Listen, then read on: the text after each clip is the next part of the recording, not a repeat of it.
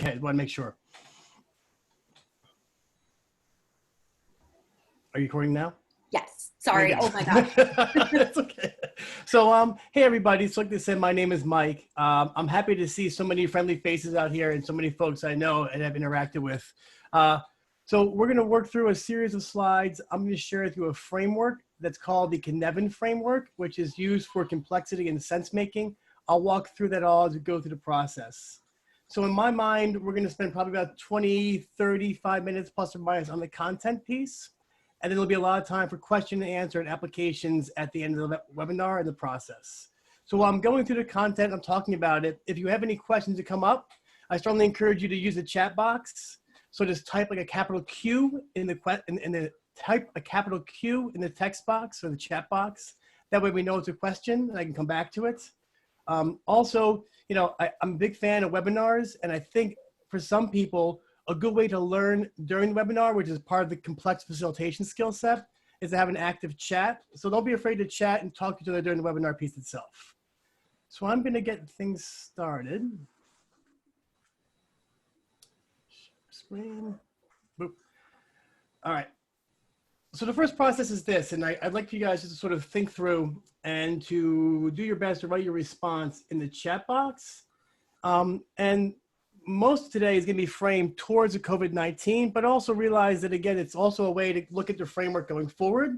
It just so happened that the pandemic and COVID-19 threw us into a, what I call an environmental disruption that created chaos that we couldn't actually plan for. And so the question I want you guys to think about and write in the chat box, I'll give you like 2 minutes, is currently with the work you're doing, the work at home or not working at home, and the families and the challenges, how are you maintaining your current motivation and effort? Meaning we all have motivation and effort to take forward in the process, but kind of what are you doing that currently is being effective that's helping you maintain your motivation and effort? So just take a bit, and if you can, type some answers in the chat box.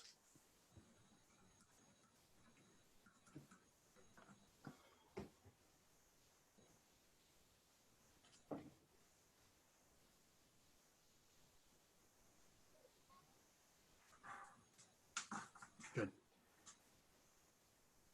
Nice. I'm seeing some, oh, good, making a schedule, keep my mind occupied, practicing communication, keeping a schedule, daily schedules. Replace my gym schedule with marathon training. That's wonderful.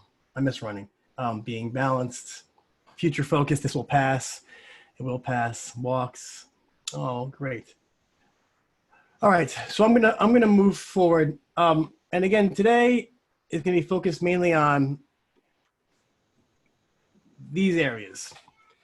And this workshop and these slides actually came from early on in the COVID crisis. A lot of clients that I work with were contacting me and they were feeling very overwhelmed. And they were saying like everything is chaos right now. The entire world is spinning.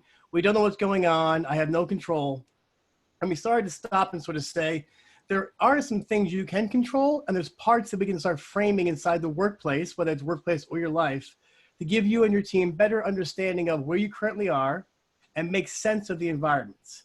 So a term I'm going to use an awful lot through today's talk is that we call it sense making or making sense. Sense making is a tool that was developed back in the 70s. There's a lot of very deep research on that. And essentially what it means is understanding your environment or making sense of where you currently are and how to respond based upon that. And it's kind of different than other models. Other models have the model or framework up first. So when you think about things like a SWOT analysis, strengths, weaknesses, opportunities, threats, those normally have the context and the framework built before the process, and then you're putting things that match those categories. Sense making is saying, let's look at where we are right now currently, and then understand where we are in the current environment and how to make progress on those areas. So I'll keep talking to that and you'll see it coming up over and over again. The second thing is trying to understand that when something unexpected has happened or suddenly you're thrown into a challenge or situation you've never experienced before, how do you make sense of that and how do you move through this? And a fun example of this, a couple of years ago, I was working with a lot of quality organizations, quality, Six Sigma, manufacturing, and I was doing workshops on change and change management. And when I explained, I said, some of the change processes, you cannot know the end goal to achieve. Meaning some things we have to figure out and identify through actually taking steps into the environment. and identifying in the environment what's making sense for us, what's working, what's not working, and how to make progress.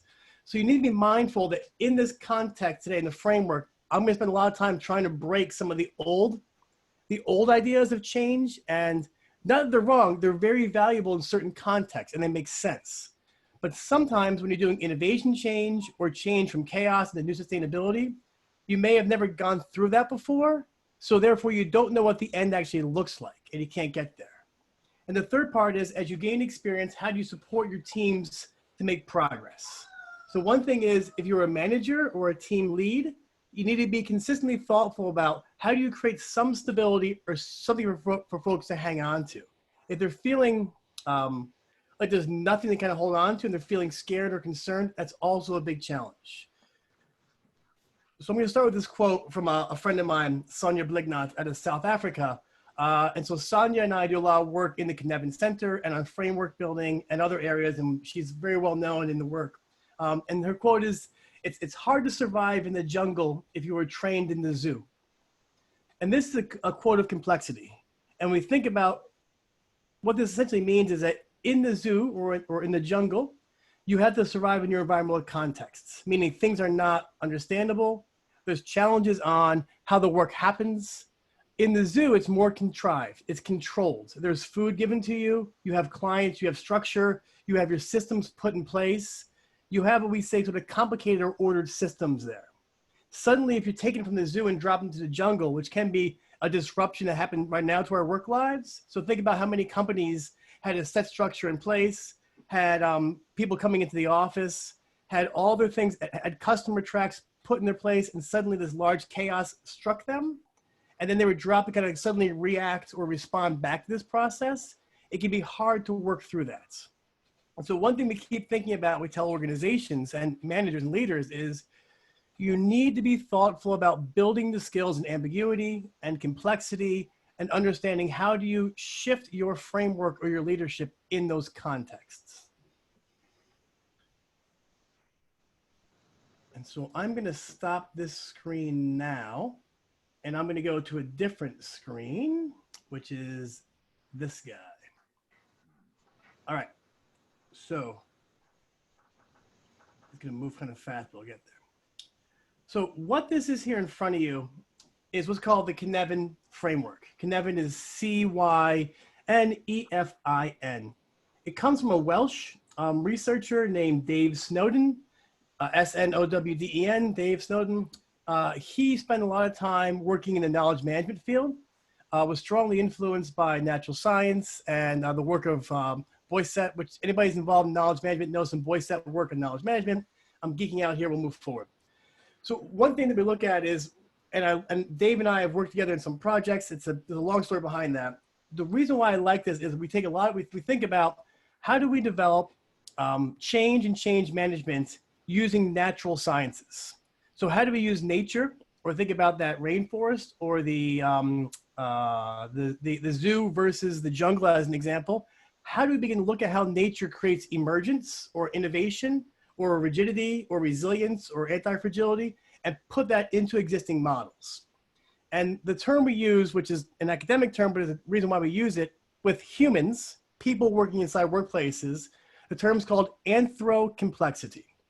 We use that term to separate a couple of things. Number one, complexity in the sciences can mean a lot of things. Number one, there's complexity of insects. So I have a degree in entomology.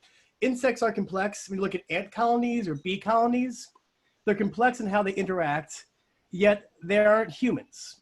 Also, when we look at things like even inside machines, or those who are familiar with sort of Sengi's work on systems thinking is also relatively complex, but it's complex inside a mechanical process.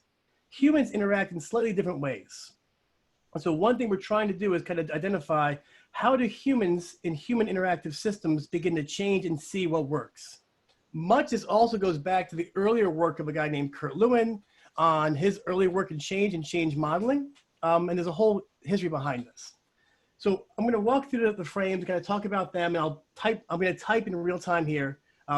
It's funny, I used to have, I bought this stylus for my iPad to kind of actually write as I go through this. And those of you who know me know my handwriting is pretty atrocious. It's really bad. And actually, it's even worse when I do it on the computer. So I'm going to type. So when you think about this, we have these different things, and they're called domains. And they're big on sort of saying the domains themselves are ways to make sense of your current environment. So if you're thinking about the work you're doing and the challenges you have, the first thing you think about is what decisions, what actions, what choices do we have to make based upon our challenges? And I'll show you some examples later on of how we actually completed this framework. And in the framework, there's essentially 3 different domains. One's what we call ordered. So here, over here in the complicated and clear area, these are called ordered domains. And by order, we mean you can understand cause and effect to make sense. So therefore, think about making a cup of coffee, right? If I'm making a cup of coffee, I know I pour the coffee in, I pour the water in, I push the button, the coffee is made. There is an ordered system behind that. I can understand it, I can take it apart, I can put it back together. And additionally, I can make sense of it in an ordered way. There's very little complexity, meaning the parts themselves move. Additionally, in an ordered system, if a part or a piece breaks, you can identify the root cause of that piece, take that piece out, put that piece back in. It's important to be mindful of that because, again, not every challenge is complicated or complex. Over here, on this side, complex and chaos, this domain is what we call the complex domains.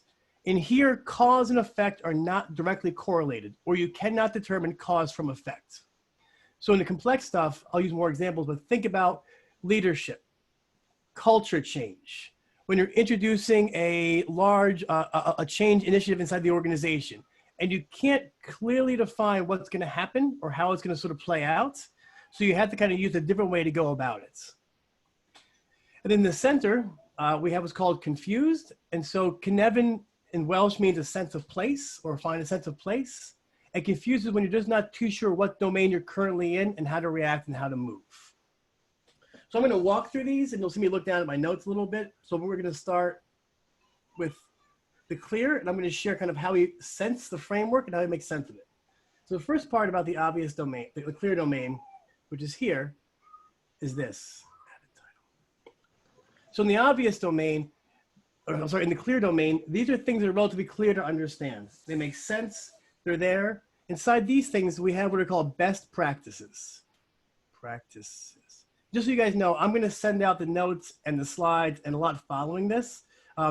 So best practices, again, are things that currently exist, that make sense, and that we know can be applied. So inside clear, you have enough information, you have enough feedback, and generally people can figure things out. Inside the obvious domain, so if we have the information, we follow the following steps, right? We make sense of what's currently going on. We make sense of the challenge or problem. What is it? We categorize it by different categories. So is it blue? Is it red? Is it round? Is it a rectangle? And then we respond. And then from the sensing and the categorization, we then respond with the best response. Inside this area, these are things where typically your team can figure it out themselves. You don't have to kind of ask for teamwork. You can get your group together and say, we have to accomplish goal X. If you have the knowledge and the information and know how to do it, it can be done in and of themselves. Going up to complicated, the complicated domain is what we sometimes call the domain of experts. And in this area, we're looking at what we call good practice. So in good practice, or in the complicated domain, you're trying to identify, it's a challenge that your current individuals or the folks you're currently with or inside your own knowledge, you don't have the expert knowledge to figure it out. Or you can't identify what to do.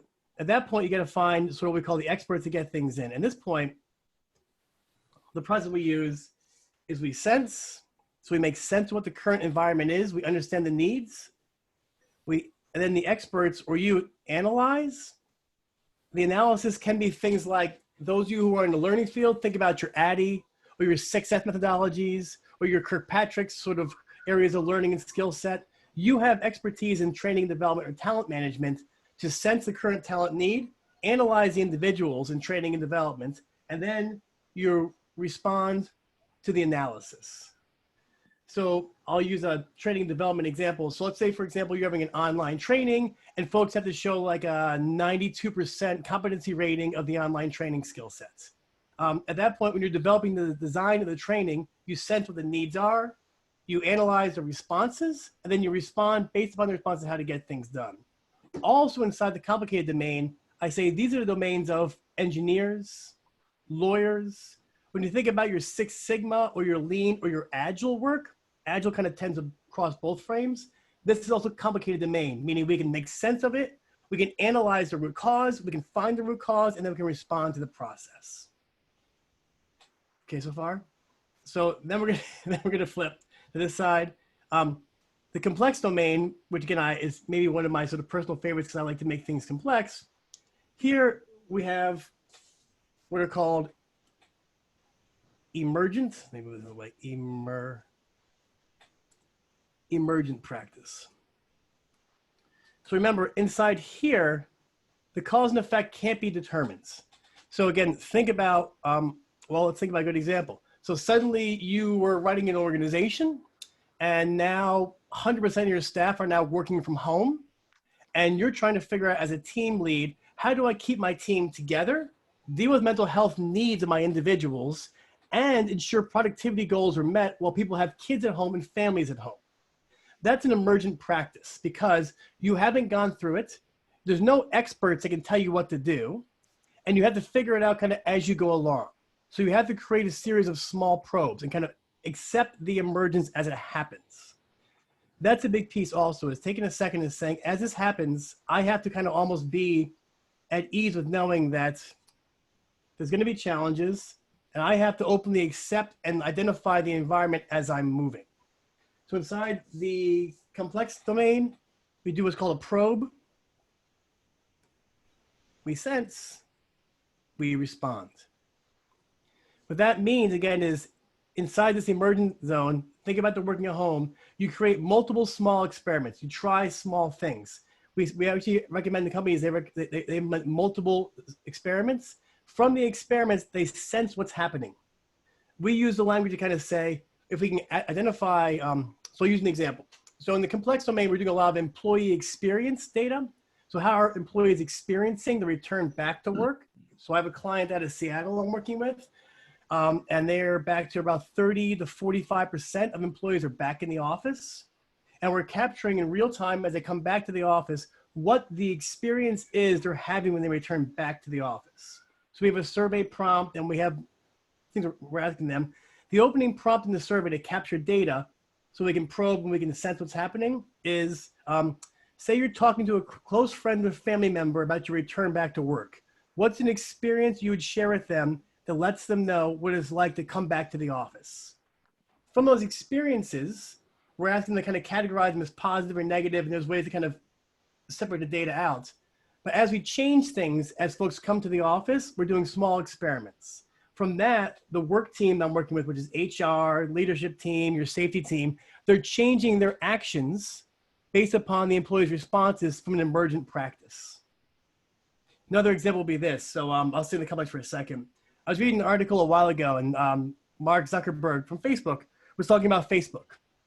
And while you think Facebook probably crosses domains, he said at one point, there's not just one version of Facebook. There's probably 12 to 15,000. Meaning that he has multiple versions of Facebook running in slightly different ways on all our laptops, and they're testing your data to see how you respond to those small tweaks. Now, algorithms can figure that out, but again, they have to create multiple small experiments, and from that metadata, start creating shifts to pull things in. That's complex, and it's complex because they're creating small experiments and feeding it back. This domain down here, chaos, add a title. So in chaos, these are what we call novel solutions. And from the novel solutions, we act, we sense, we respond.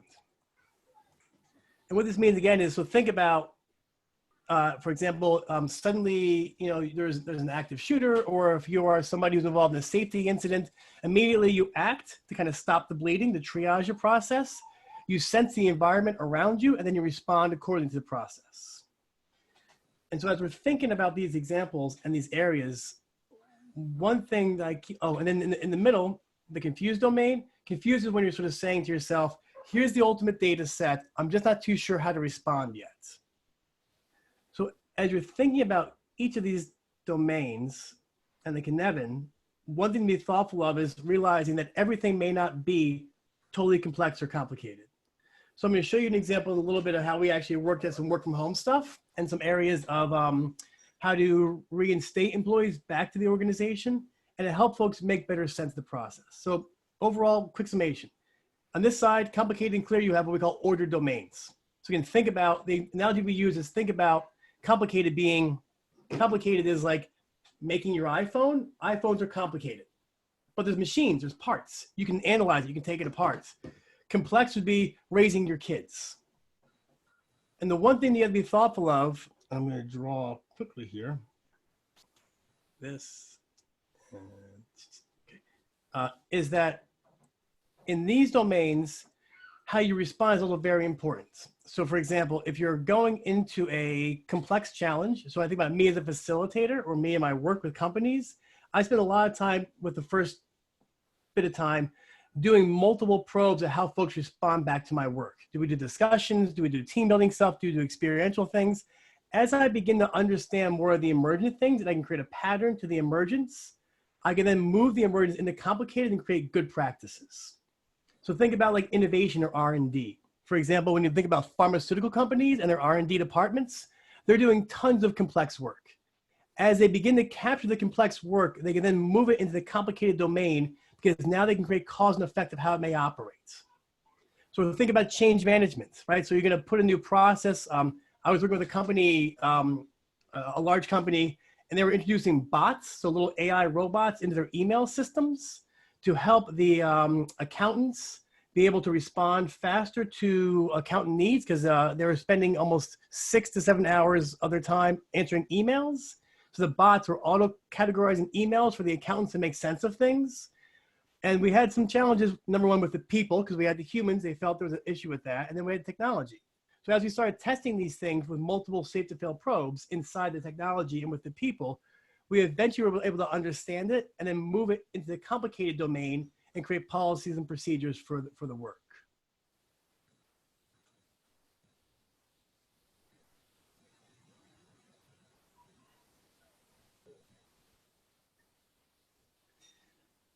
So let me just actually stop this shared screen.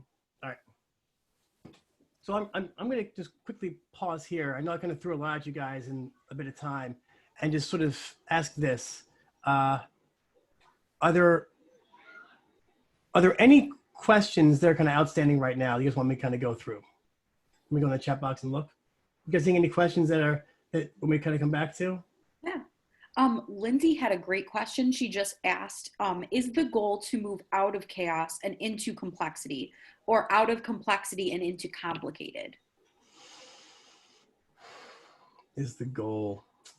So, good question. I think the goal is essentially to realize that, again, based upon the framework, you're going to have to make sense of where you are in that existing context and time. So, but essentially what you want to do is, again, once you are in chaos, you want to try to move things as fast as you can into complicated or complex to get control of it. Because chaos doesn't happen forever. It's a blip.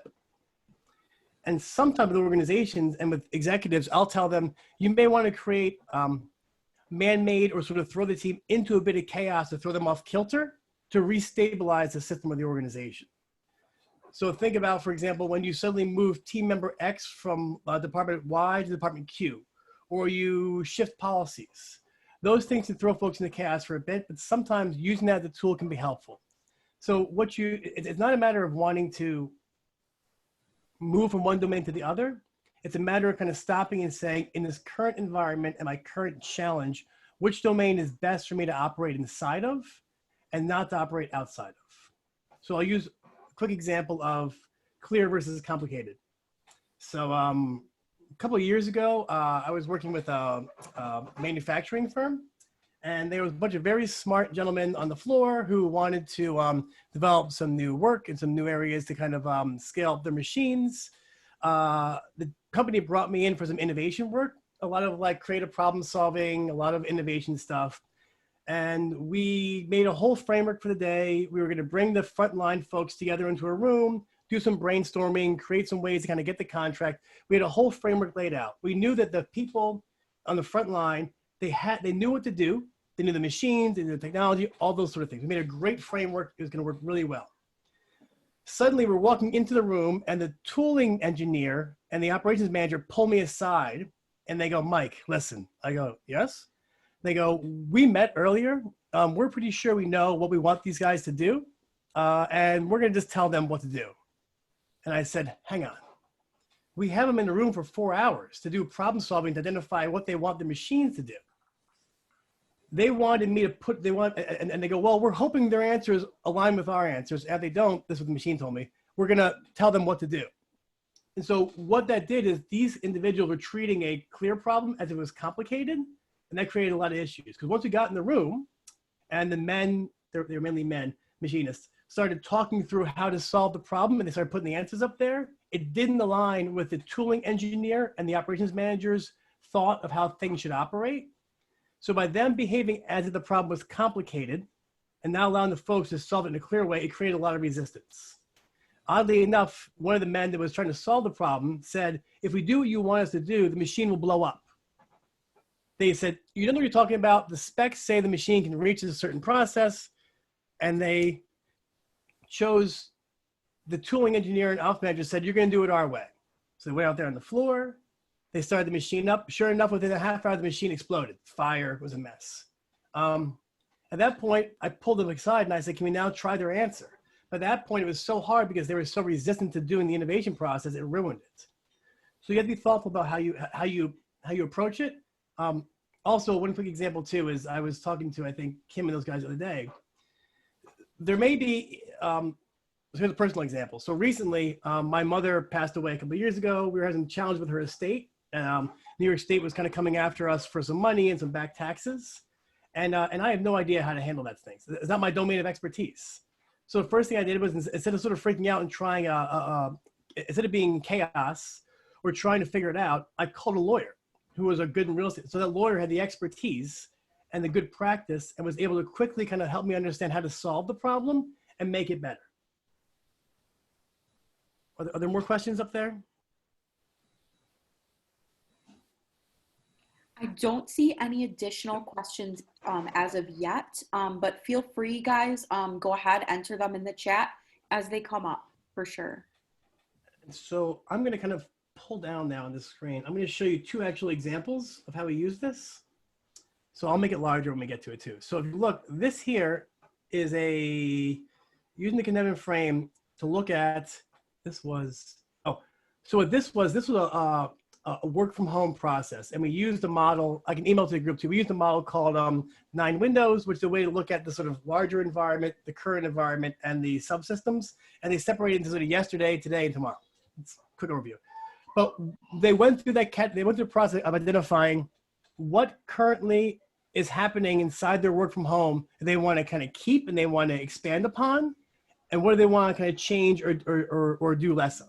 So imagine a team got together. This was 6 executives from, they're from 2 different coasts, and we spent about an hour just going through the practice. Then from that, we took the answers, and I'll show you the answer, and say, hey, let's frame them onto the Cynefin framework. What this did was help the individuals begin to identify how to go about taking action on the steps they want to do. So meaning not everything was chaos or complicated. There's a lot of things, chaos or complex. There's a lot of things they had control over. So I'll just kind of pull in quickly here. Inside the framework, we started with clear. So, with best practices, what can we do immediately? So inside the organization with their knowledge, what sort of immediate tasks can they put into practice that don't require any excess funding or resources or people or et cetera, et cetera. So we just kind of drop these things inside here, right? Like increase our non-New York State markets, hire outside the area.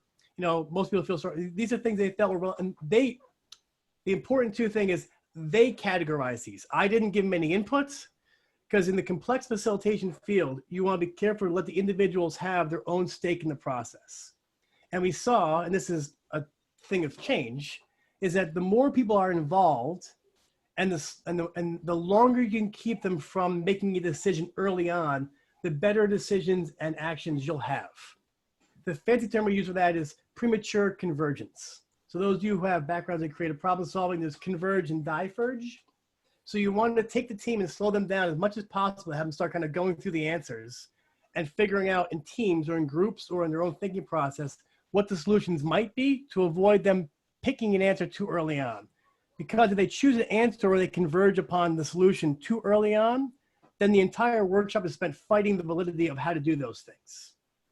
So they put these things here in clear, and then they sort of, and then the complicated stuff, some span the domains, right? So they created 4 new products. They had to create a product development team. Customer support team was making leads. And then in the complex of the emergent one, they created, oh, this one is duplicated. Sorry, this one, we didn't lose people. We didn't lose people. So there's something about back to work piece, acquisitions.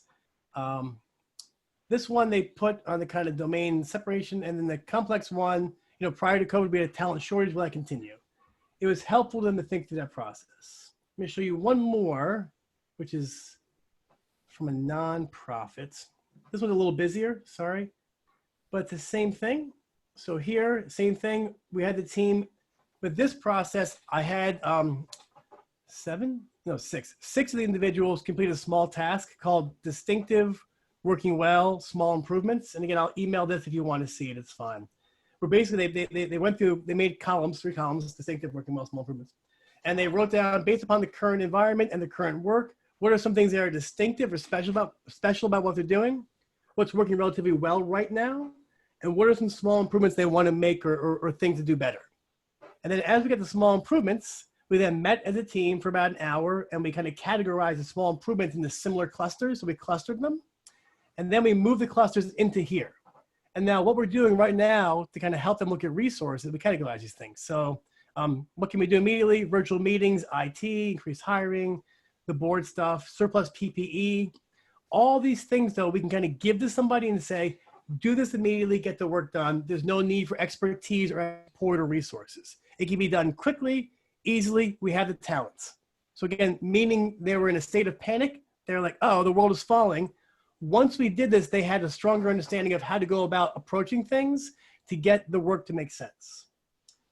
Moving forward, then we have complicated stuff, good practice, right? Major gifts, emails. You see a lot of IT stuff. IT could have provided more assistance than directing everyone to a YouTube channel.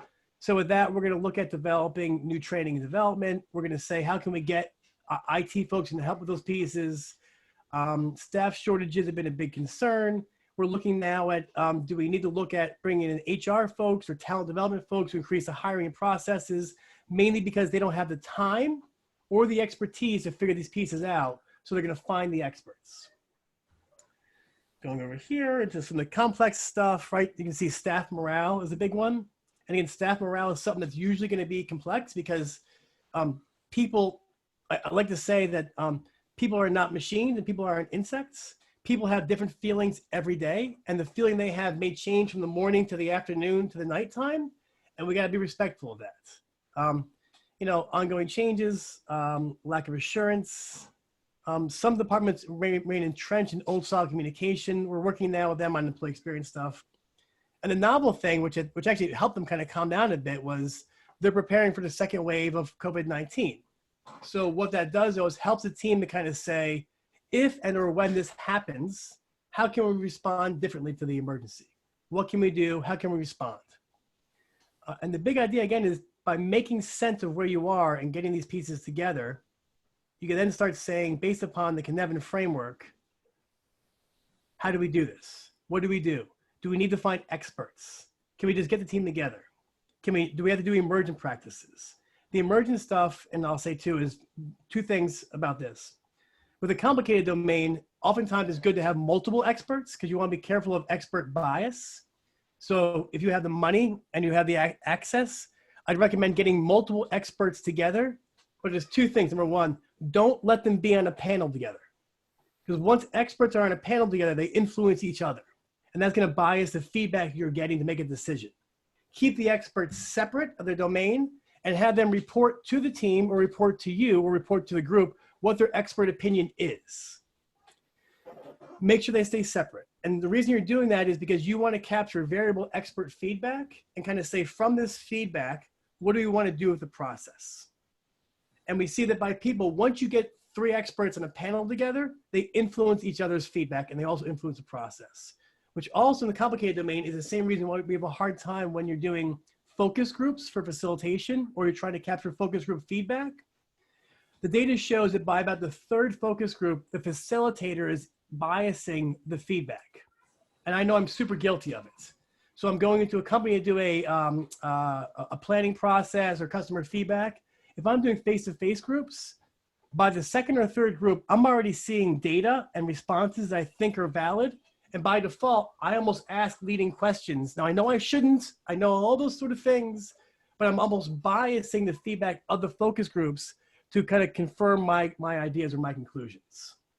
So you gotta be thoughtful about, in a complicated domain, how do you kind of get people to get feedback in separate ways and then kind of make sure ways to kind of combine it. And then in the complex stuff, again, you're doing multiple experiments. So if there's any burning questions, you can sort of ask. I'm just going to jump to a different screen and then we're going to kind of do some Q&A piece. So I'm going to go back into this really quick. All right, good. So let's do this. This is the same framework. I want to go through a couple things. This is going to be in the email packet I send you guys. Nice video about this. So this is my favorite part. So you have to be careful because in complex systems, you need to be thoughtful about this. So if you are leading a complex organization or a complex system, you have to be aware of a couple of things. Number one, we have to start the journey with a general sense of direction, but without precise targets. And here's why. Once we define targets or outcomes, we bias our focus towards those things and we'll make those things happen. In the complex stuff, you don't know what the outcome is going to be. So you have to be aware of what's happening in the process itself and allow things to happen. With that, we use the following language. What's currently going on do you want to amplify or do more of? What's currently going on we want to do less of or dampen? Or if we're capturing narrative stories and experiences, how do we create more stories like these, less stories like these? You can align those with values. And oftentimes in complex work, we say values are vectors, meaning if the company values customer service or the company values innovation, you can use your experience to say, are these being more innovative stories or less innovative stories? But how do we create more like these, less like these? So you're removing the begin with the end in mind process, meaning you're not defining where you're going, but you're identifying here's the vector or the angle we're going into, and how do we respond in real time to those processes? You have to be comfortable with what's inherent and unavoidable, which is uncertainty. And my work as an org development guy, one of the biggest things I've seen of any team is how they handle ambiguity and uncertainty is how they'll work well as a group. You have to be okay with sort of saying at some points, this work we're doing here is complex and we don't know what's going to happen, but we're going to determine as we're working together what's working well to amplify, what's not working well to amplify or to dampen. You need real-time feedback with flexibility to respond to change quickly. This is why you have to have people on the street. So think about like those of you who know about like the Toyota production system, right? Those lean things. Toyota's big on going to the gemba or the site of the problem and actually having people in their own words tell you what's going on and kind of capture real-time feedback quickly to make things different. In the complexity science, we call this capturing the granularity. So identifying real examples and real experience of what's happening. This is a pushback against things like employee engagement surveys. So if I do an employee engagement survey and it says like 85% of your employees are disengaged, the reality is, well, 85% are disengaged. What are we going to do with that? Because there's 15% that are engaged. What are the actual experiences and what's the feedback that matters? You can't avoid some understanding of theory, which has to act as an enabling constraint on action. This is where there is some theoretical constructs that rule your thinking. So whether it's mechanical thinking, systems thinking, production thinking, those of you who are in ATD, you may have more learning and development thinking. Those are your theoretical frameworks, and you have to acknowledge those and use those as constraints. But you have to also acknowledge that humans have biases and we have heuristics we use. Don't try to fight those, because the more you try to fight those, the more you're gonna actually make people not be themselves and make them feel as if they're trying to be complicated. So you have to be thoughtful about how do we accept the theory and the frameworks and let people be themselves. You're also ethically responsible for any unintended consequence of any intervention. And with this, the classic example is Kane. Heuristics. Here's the definition of heuristic. Heuristic process or Right. So for this, you're responsible for any unintended consequence or intervention. So the example of this is we think about cane toads in Australia. So we saw that cane toads were introduced to eat things in Australia, and they eventually became so overpopulated they kind of took over the entire environment. So using natural science theories, once you introduce a non-native part to a non-native species or insect to an environment, they can always exploit it. So if you're doing complex work, you may get unintended consequences. You don't know what's going to happen, but you have to be acceptable of those things. This is just sort of a lot of steps. I'm going to walk through this and then we're going to stop. So typically how you use this is this. Number one, you identify what decision or challenge you're facing. So we look at what's currently going on. What decisions do we have to make? You capture data. So before you actually put things into the framework, you capture the data and what you can do with the data.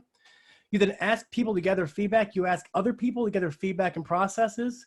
And based upon that, you ask yourself or your team, where we want to categorize these Post-it notes or these stickies or this process inside the Cynefin frame. Right? Confused? What do we want to have happen? How will we notice there's a difference? With the clear framework, is there an obvious, written, tried and true best practice for our decision or our challenge? Complicated? Does some outside or immediate team have expertise or expert knowledge of this type that can help with our challenge or decision? I'll pause here at this one. Those of you who are in learning and development, this is the ATD workshop, you have expertise. And so you have to be able to kind of get your framework in there to say, in this world of online learning, instructional design, orientation process, this is my expert domain. If the company's having a challenge, you have to be able to kind of say, here's how things get done and be listened to in the process. If you're not listened to, then the reality is things may kind of be challenging, but you have the expertise. Complex processes based upon our time pressure and the multiple right or wrong options. How many experiments or tries can we make to better understand our decision or challenge? In chaos, when you're in chaos, what immediate actions can we take to stop this chaos before planning in chaos? When this happens, how will we best respond? So these are questions you're going to think through this, and it's part of the framework. And I'm going to sort of stop. Yeah, I'm going to stop this screen and then go back to this screen. Hey. So you'll see this is how it works. And I'm going to calmly now sort of use one last example, and then we're going to go to question and answer. At multiple times, based upon who you are and the work you're doing, you're going to have different domains that are there. The entire intent is to understand that not everything is utter chaos, and not everything is complex. And additionally, if you can give the team and yourself some structure to kind of say, all right, so in this complex environment, we're going to do multiple safe to fail experiments. And in large companies where they have revenue to do this, if we run 13 to 15 safe to fail experiments, there's a good chance all of them are going to fail. And the reason that, but the good thing is through the failure, we're actually capturing feedback in real time to say, what did we learn from that? And the what did we learn from that helps us understand where things were, where our boundaries are, and then move that into complicated to make better sense of things. And additionally, one thing to be thoughtful too is a lot of your challenges may be relatively clear. So while you're feeling scared right now, going to your folks and asking them, do we have the expertise and knowledge? Can we figure it out? What can we do? Will help frame the overall process. So with that, I'll kick back to the open screen and sort of say that was the Cynefin framework in kind of a large overview in a nutshell. I'm going to send you the slides to go through more detail. Additionally, many of you know me. If you don't know me, just know that I'm really happy to talk to you and show more information. You can reach out to me at any time and kind of send questions or feedback. I'll send you more information. And we're playing around with this. So I'm going to take a deep breath, sit back, and you can sort of now give me your incredibly challenging, hard intellectual questions, and I will sweat and try to figure them out. So we did have some really good, thank you so much. That was phenomenal. We've had some really great questions come in the chat. So after Lindsay had asked the last question, Ian is saying that for him, it's less about a correct context as being aware of what your context is so that your actions are appropriate. Contexts are the nature of the way things actually are. So he kind of rephrased Lindsay's question and asked, is there a correct context? Ian's a super smart guy. I know him from the internet. So thank you, by the way. Is there a correct context? I don't think so. And so here's my response to that. I think the context is dependent upon sort of where you are and what you're doing. So I'll use an example of, so I used to lead whitewater rafting trips when I was in North Carolina, Natahala, which is a nice sort of, this class 4, class 5 rapids. And in that, sometimes you can navigate the water and the context is relatively clear, right? And if you have a certain level of expertise and you've gone through the water enough, you can be able to kind of, in your complicated domain, be able to kind of know where the rocks are and where the rifts are and where the challenge will come from, and prepare yourself and the group you're with to navigate through that water. So in that context, I'm the experts. I have the domain knowledge, but I still have to be thoughtful that if things go sideways really quick, we fall into chaos, I got to respond and get things into complex quickly, create new small experiments to shift back to complicated processes. So in that context, I might be the experts. There's other contexts that I'm part of when I'm working with companies. Like I was doing some work with like the US Air Force, for example. I know nothing about military, nothing about flying jets. I'm not a Top Gun. I'm not a military guy. In that domain, I'm not the expert, or my context is not there. Their context is to figure out how things work. So I think the context depends, and it moves based upon where you are and the need at the time. Awesome. Thank you very much. Ian had another really great question based on something that Nadia placed in the chat. So Nadia says her understanding is figure out consciously which quadrant or state that you're in so that you can figure out what to do next and how to proceed. And she says she guesses some situations have multiple levels to them. Some aspects are clear, others are complex. And Ian riffed off of that and said, that's a great question. What do you do if a post-it of a certain situation seems to be in more than one domain, or folks can't agree on which domain that it belongs in? So not to over complex the model. So there's what's called a liminal domain that overlaps the existing domain, which is a more of an advanced process. So we'll use an example. So sometimes I use the word agile. So in agile frameworks or agile technology, agile is a cross-domain process. So in some ways you're using chaos, complexity, and complication at the same time. So you're liminally kind of crossing domains at the same time. So if a group can't agree on what framework it's in, normally we'll tell them put it in the confused or in the center box, which means right now we can't agree, and we have to kind of either capture more data or more information on this, or wait till we get better understanding. And it's also telling groups that being confused or being slightly lost is okay. Here's another analogy. So it's almost like if you're hiking or backpacking. Again, I did a lot of backpacking trips. There are some times when you get back on, if you've been walking for a long time and you've lost sense of direction, and you go off the trail and you go to the bathroom and you get back on the trail, sometimes you can lose a sense of whether going north or south, and you can almost backtrack for a while before you realize you've been backtracking for about 2 or 3 hours. So in that idea, sometimes the zones will kind of cross over, and so you're kind of going in both processes. So if a group doesn't agree, put it in confused and let them kind of be able to work out more information and more domains in that. That's how I would think. But again, and Ian hears me say this a lot, one thing to be thoughtful of is this, is you want to have folks begin to categorize the decisions or the challenges prior to putting them in the domain. And there's a reason for that, because once they see the categories and the domains, they'll start putting things to match those pieces, as opposed to letting their thoughts be there and then kind of thinking, how do I act upon this? So think about some examples. Think about a SWOT analysis, strengths, weaknesses, opportunities, and threats. In those, you put this, here are strengths, write down your strengths. Here are weaknesses, write down, and then they're putting things in the categories. This is a framework model, so they had to figure out what their needs are first, and then bring the needs into the domains, which is a different way to go about things. Awesome. Thank you very much. Deb had a great question. She's asking, can you speak to how this is different from the VUCA framework? And is there another piece to the framework, for example, going from VUCA to vision, understanding, clarity, and agility? Yeah, so all these frameworks in the VUCA stuff comes back from the military wartime, and you'll see all these complex frameworks do have borrow from each other and overlap. So VUCA, just so you don't know, VUCA stands for volatile, uncertain, complex, and ambiguous. And the challenge we see in the VUCA framework is that they treat, in the framework itself, the concept is that everything is VUCA, right? And so in this framework, we're trying to say not everything is complex, not everything is ambiguous, not everything is uncertain. There are some things you have expert knowledge about, and there's some things that are relatively clear on what to do. And so in that, we're trying to differentiate to kind of say not everything is VUCA.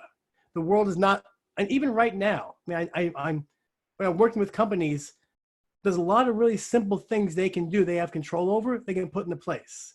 Quick example. One company I'm working with, a large company, suddenly employees are sent home, they need more VPN lines. They buy more VPN lines. The IT guy buys VPN lines, puts it in there. It's a complicated process. It's fixed. That's not a, oh no, VUCA context. So the framework in VUCA, it's similar, but the separation in this is saying that, again, not everything is complex. Not everything is ambiguous. There are some things we can kind of understand and make sense about. Gotcha. Thank you. So the sky is not always falling. No.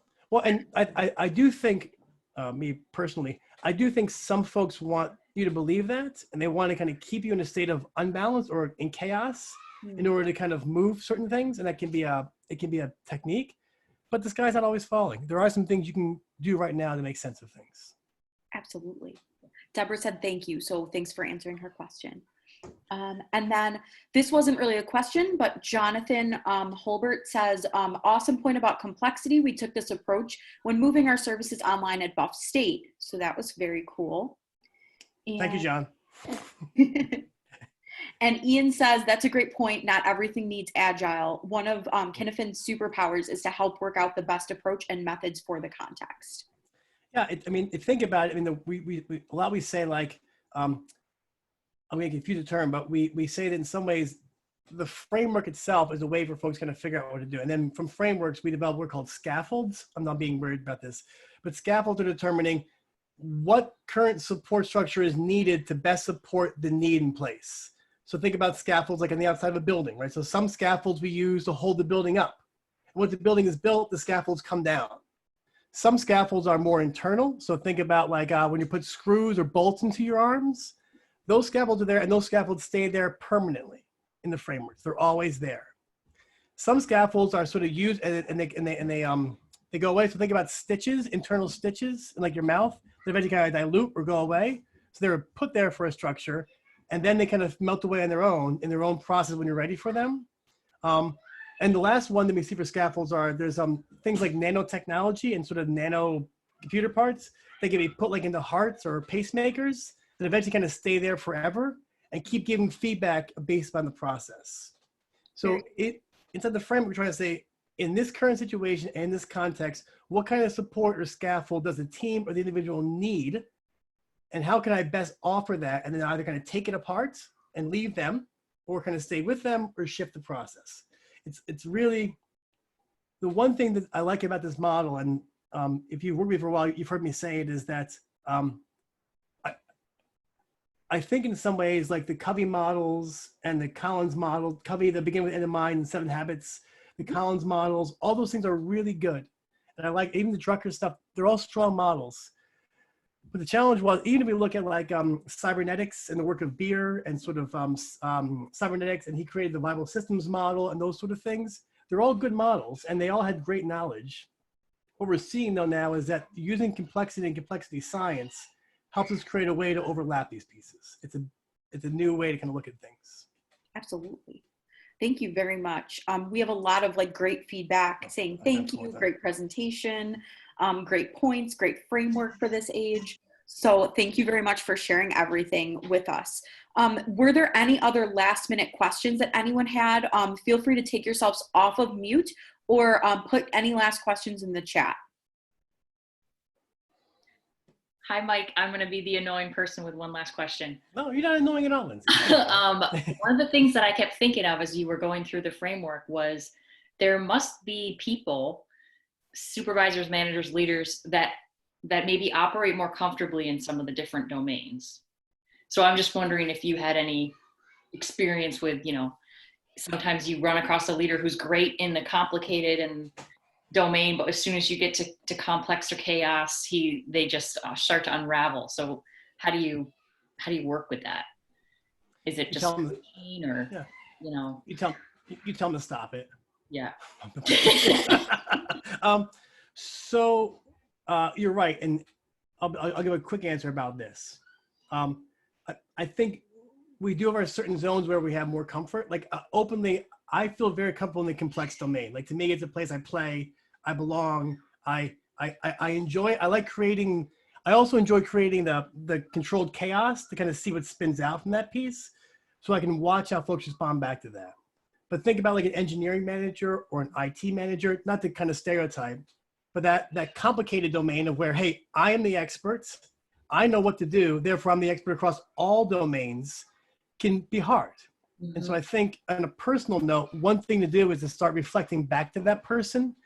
Hey, when you do these things kind of tend to work against you. It's creating repellence or repels people from wanting to work with you. Mm-hmm. How can you start to flex more questions? How can you allow people to give more feedback and kind of allow them to influence you while you influence them? That's part of the complex process.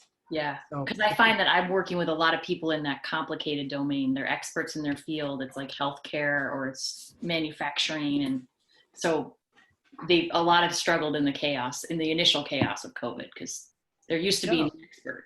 Well, and also in some ways it's that, it's part of a sort of Western thing, an American thing, but it's also that grasp on wanting to have certainty.